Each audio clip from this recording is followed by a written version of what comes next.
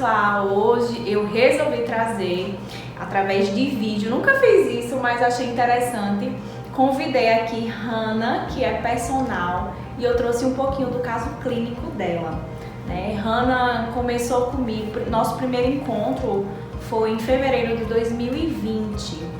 E aí a gente se conheceu através de Jamile? Foi, não foi? A gente se conheceu através de Jamile. Jamile é uma das sócias da clínica Naruna, aluna de Hannah, e através de Jamile a gente começou uma parceria que dura até hoje, uma parceria maravilhosa. Então quero agradecer a Hannah por se disponibilizar em contar um pouquinho da história dela com o tratamento nutricional, que é o foco do caso clínico de hoje. A gente se conheceu, nosso primeiro encontro foi em fevereiro de 2020.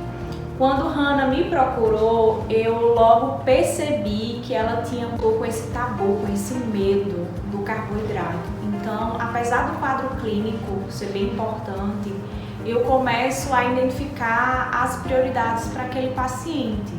Então, eu precisava quebrar esse tabu de Hannah com relação ao medo do carboidrato, né, Hannah? E aí, fala um pouquinho sobre isso.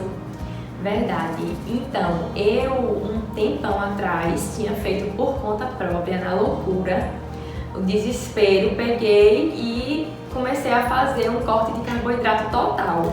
E nesse corte de 19 dias de carboidrato total, não comia fruta nenhuma, só o abacate. E aí acabou que eu perdi 7 quilos, só que assim, sem qualidade nenhuma, de fato. Com certeza foi bastante massa magra nesse percurso aí também. E o que foi que eu observei? Que dentre os prejuízos que eu tive, eu assimilo isso a uma compulsão por doce, que eu fiquei depois. Normalmente um pedaço de doce de chocolate pequenininho me satisfazia, e eu passei a comer, tipo, só saciava se eu comesse uma barra inteira.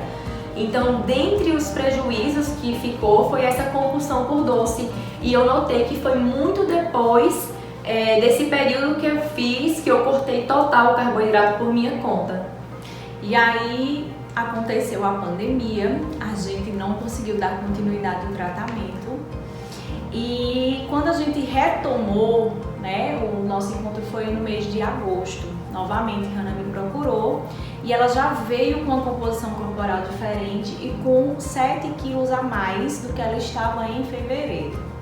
E aí, nesse processo de efeito sanfona, que vem um histórico muito grande dela, eu acabo sempre explicando para o meu paciente esse processo fisiológico do corpo, que pode acabar travando o metabolismo, porque a célula gordurosa acaba fazendo hipertrofia ou hiperplasia, ou aumenta o número dessas células ou aumenta o tamanho.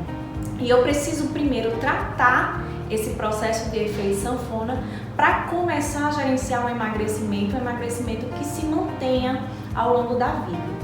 E aí no mês de agosto, Hannah chegou para mim com um peso de 71,6, né? Já o estado de obesidade grau 1. Desesperada.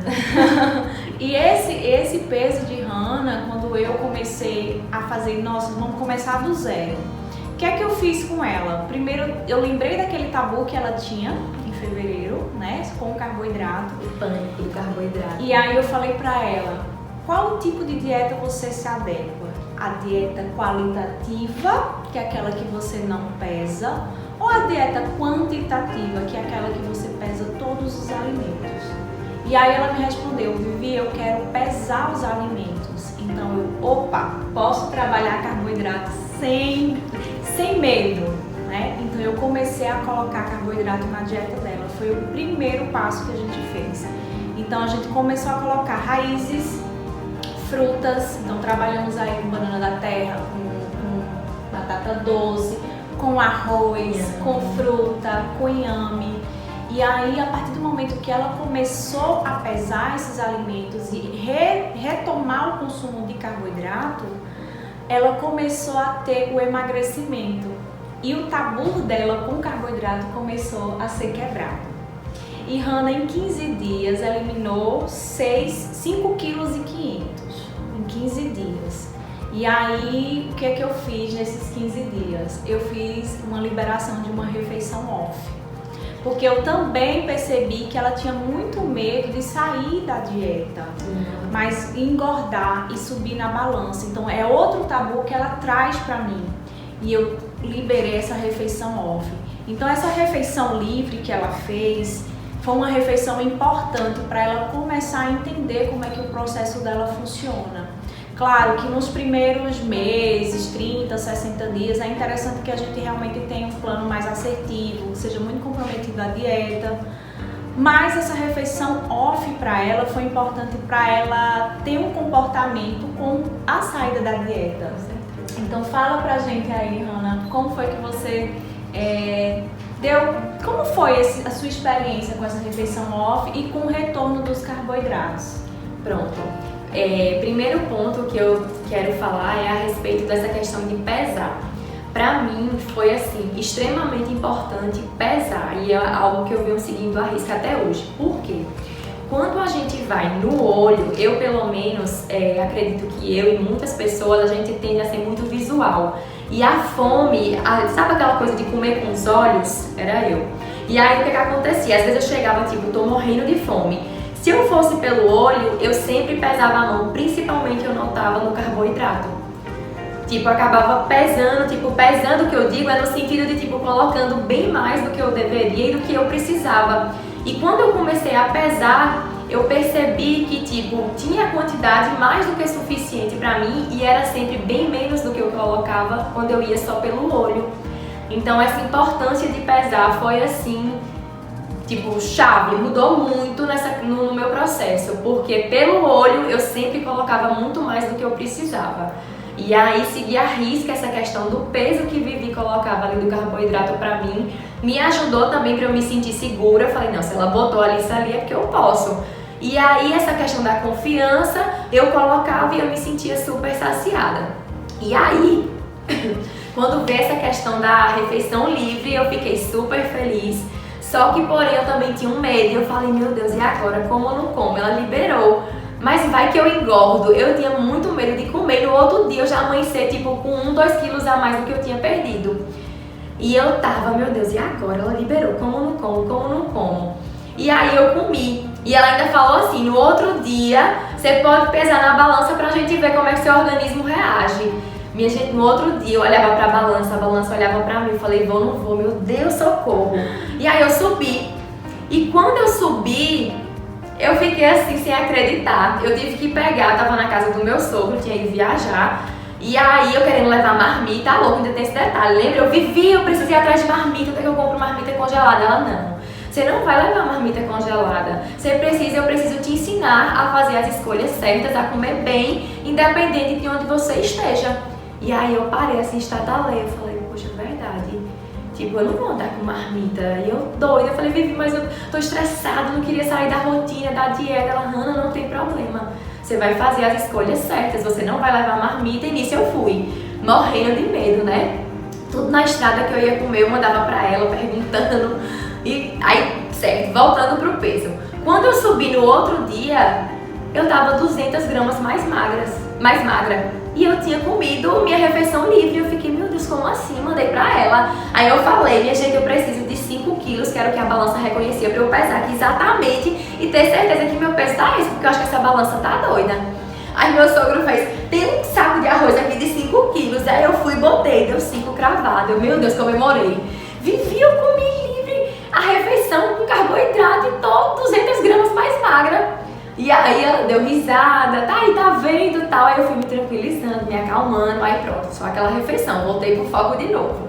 Mas assim, foi incrível, porque tipo, era mais magra. Então existia uma área comportamental para ser trabalhada. Então, a partir do momento que eu comecei a liberar, é para ela trabalhar o comportamento e saber ter as escolhas. Né? Inclusive na dieta dela, ela ficou bem famosa aí nos stories, né? Porque a gente também viu que um dos gatilhos para a Hannah ter adesão a essa dieta é se a gente fizesse um plano alimentar de 30 dias, ela não tinha tanta adesão como um processo de quinzenal. A gente fez um processo de 15 dias. E dentro desse processo de 15 dias, eu ainda coloquei rapadura. Então esta moça começou a comer rapadura como uma forma da gente dar um docinho, né? E a rapadura foi contabilizada, né? Foi 20 gramas, se eu não me engano, salvo engano, 20 gramas de rapadura, e ela comia rapadura todos os dias. E aí começou a ficar famosa e recebeu um monte de perguntas. Conte aí pra gente. E aí, quando eu falei, Vivi, eu às vezes sinto vontade de um docezinho assim, né? Já jogando a deixa pra ela. E ela, quando eu vi no meu plano rapadura, eu não. Como boa nordestina, eu comemorei, de fato. E toda vez que eu postava a fotozinha lá da rapadura, o pessoal começava: ué, mas rapadura pode? E pode? E aí, entre outras perguntas, né, que recebia. Mas assim, foi uma das principais que eu anotei, foi essa: se rapadura pode no plano alimentar?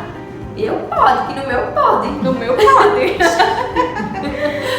E passando essa fase comportamental, veio a questão clínica, né? Pensando no peso, no objetivo que ela quer, mas ela ainda vinha com muitas queixas clínicas: enxaqueca, intestino constipado, o efeito sanfona, a TPM, que era um dos pilares que a gente precisava trabalhar. E o primeiro processo do plano alimentar foi eu retirar todos os alimentos que poderiam ser causadores desta dor de cabeça, porque ela tinha uma enxaqueca que tirava a qualidade de vida dela, que fazia ela não ir trabalhar. E aí a gente começou a trabalhar a retirada de alguns alimentos. Isso. E acho que dentro de 15 dias você teve algum episódio de enxaqueca? A gente já tá com 30 dias, né? Fechando o processo. Não, nada comparado com o que eu lembro, que os primeiros 15 dias eu ainda peguei um período pré-menstrual. E tipo assim, desde que iniciou essa questão de pandemia, de março pra cá, de fato, não teve um dia que eu não tomei remédio pra dor de cabeça. A minha enxaqueca ficou assim, algo muito crônico. E quando a gente começou a alimentação, eu tava ainda no período pré-menstrual. Eu ainda peguei, na verdade, o período pré-menstrual, esse período de 15 dias. E eu praticamente não senti. E assim, pra mim foi uma coisa assim surreal, porque eu de fato não lembrava o dia que eu não tinha tomado remédio todo dia. E quando eu vi passar dias e eu não tomar, sabe, assim, conseguir não ter dor de jeito nenhum, foi algo assim sensacional, sensacional. Porque tanto que quando eu falei que relatei dessa questão da enxaqueca, eu lembro que Vivi fez, um dos principais pontos nesses primeiros 15 dias vai ser tratar essa enxaqueca, porque não tem como cuidar do resto, não tem como ter qualidade de vida se você sente dor todo dia. E aí, de fato, eu ainda peguei um período pré-menstrual sem dor de cabeça, tipo, sem enxaqueca, pra mim era tipo impossível. E de fato eu fiquei um período pré-menstrual sem enxaqueca quando começou.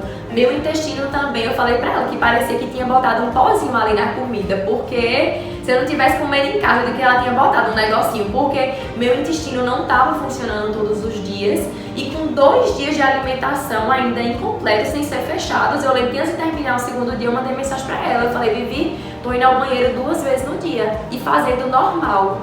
E aí o intestino começou a funcionar melhor no segundo dia em diante. A enxaqueca já melhorou assim, algo principalmente por ser período pré-menstrual, foi algo que marcou muito essa melhora.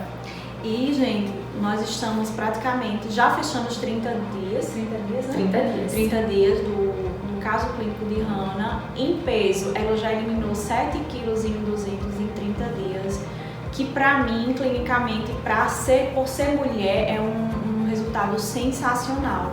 Mas eu vejo também que não é meramente a prescrição do Nutri, é a adesão do paciente à dieta. Então eu tentei fazer com que ela tivesse adesão a esse processo para ela ter o resultado que ela tem. Então eu digo muito que 20% é a prescrição e 80% é a adesão do paciente.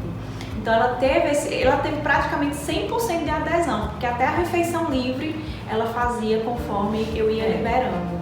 E nesses 30 dias, além dela ter tido esse resultado sensacional de 7,2 kg, né? A gente teve alguns treinozinhos aí dentro desses 30 dias, mas a gente teve uma melhora significativa do quadro clínico dela. E aí, Hannah, pra gente fechar aqui o nosso vídeo, ela trouxe algumas perguntas que os seguidores dela começaram a fazer sobre a dieta. E a gente vai conversar aqui, eu vou explicar para vocês o porquê através dessas perguntas. Pronto, vamos lá. A primeira que eu recebi ainda hoje, quando eu postei, que é tipo sempre. Todo dia alguém faz essa pergunta. O que é isso que você toma e pra que serve? Que eu coloco sempre pela manhã, eu sempre posto o meu ritualzinho do shot. Eu colocando lá 2 colherzinhas dentro de uma xícara, coloco água e tomo. E sempre perguntam. E aí eu falo, é gengibre, canela em pó. Aí perguntam, e essa água? Aí eu, é gelada. Aí sempre perguntam, Vivi, sempre, por que esse shot? Esse café é o quê? Não é café. E por quê? Por que toma? Então, eu comecei a colocar o shot, introduzir os shots na dieta de Hannah. O shot, ele tem um objetivo, cada shot ele tem um objetivo específico, né? No caso dessa combinação com a canela, o gengibre, eu já fui pensando ali na questão do doce, que a canela ela tem esse potencial de melhorar esse paladar para o doce, e o gengibre por ser anti-inflamatório. Então já começava o dia tratando desse processo inflamatório que o excesso de peso causa e cuidando mais desse paladar doce. Então todos os dias ela começou a fazer esse shot, só que esse shot ele vai mudando, né? Conforme vai mudando o plano alimentar, vai mudando o objetivo, os shots também vão sendo, a composição do shot eles vão melhorando. Que massa! A respeito dessa questão do doce, preciso falar, né, que eu cortei o açúcar total do café.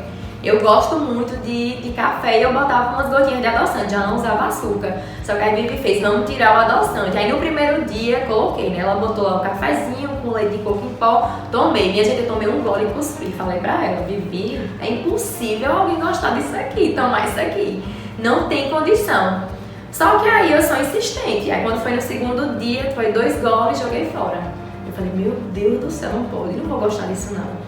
E nisso, interessante que do terceiro em diante, o paladar de fato é como se eu falei, meu Deus, parece que tá ficando diferente, não tá incomodando mais como o primeiro dia. E do quarto em diante já tava gostoso tomar aquilo. E nesses primeiros 15 dias já cortei de tudo. E aí até hoje, tipo, o café adoçado de jeito nenhum mais. Nem açúcar, nem adoçante. É vida, né? É vida. Não falta mais não. É falta vida. Mais não. Tem mais perguntas? Tem. Outra pergunta também que sempre fazem, sempre. Eu noto que tá, meu Deus, a bichinha. É, sobre o almoço. Quando eu posto o almoço, não fica com fome. Hannah, você come só isso, não fica com fome. E aí eu sempre explico, gente, não fico com fome. Eu termino extremamente alimentada, extremamente saciada. Às vezes até eu quando olho assim, eu vou ficar com fome. Só que quando eu termino tipo super, gente, é pesado, é tudo calculado de acordo com as minhas necessidades. Então ali eu fico super satisfeita, mas é sempre uma pergunta. Hannah não fica com fome? Quando a gente faz esse processo de pesagem, ele acaba sendo bem interessante porque realmente é a quantidade. Mas esse processo de fome, como a gente fez até a modulação do ciclo que estava desorganizado Sim. entre o ciclo de fome e saciedade, então eu comecei a colocar estratégias dentro da dieta dela que também iria reduzir o processo de fome, né? A gente colocou algumas fórmulas para poder ajudar nesse processo.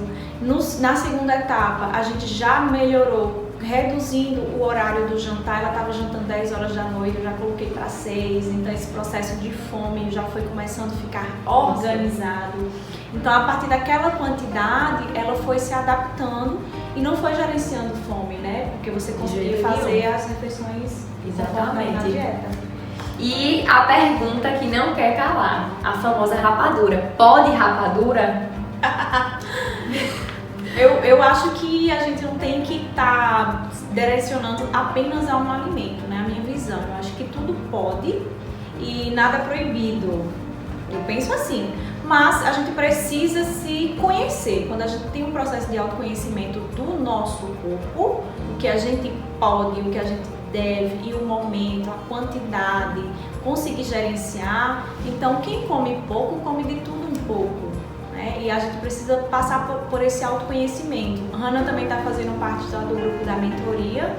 Então, ela é a personal da mentoria, e dentro dessa mentoria a gente também coloca muitas dicas relacionadas ao emagrecimento. Fogem então da linha de raciocínio de comida, porque emagrecimento vai muito mais além do que cortar carboidrato, né? É um autoconhecimento do processo individual. Então, cada pessoa tem o seu processo, tem seu tabu, tem seu comportamento com a comida, tem seu conhecimento, e aí na mentoria a Hannah também participa e acaba conhecendo esses diferenciais do processo de emagrecimento. Então eu acho que, espero que vocês tenham gostado desse caso clínico, que foi realmente sensacional. Você está de parabéns, Hannah. E é isso. Se você gostou, comente aí, né? Deixe seu like. Coloque aí um abacaxi, 2, 3. Coloque os abacaxis, porque eu estou morrendo de saudade de abacaxi. Então deixa abacaxi nos comentários.